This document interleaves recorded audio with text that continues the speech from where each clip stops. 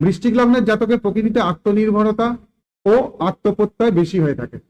অপরের দুর্বলতা অতি সহজেই তার চোখে পড়ে। অত্যন্ত অহংভাব মানে অহংকারী ভাব।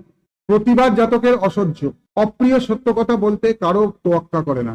কখনো শান্ত, কখনো আবার উদ্ধত। আড়ালে অন্যের সমালোচনা করা এই লগ্নের জাতক বা জাতিকার প্রকৃতি বিরুদ্ধ। জাতকের মধ্যে একটা দ্বন্দ্বমূলক চরিত্র প্রকাশ পায়। শান্ত ও স্নিগ্ধতার মধ্যে কিছুতেই থাকতে পারে না। নানা রকম ঝামেলা ও সমস্যায় বিব্রত হয়।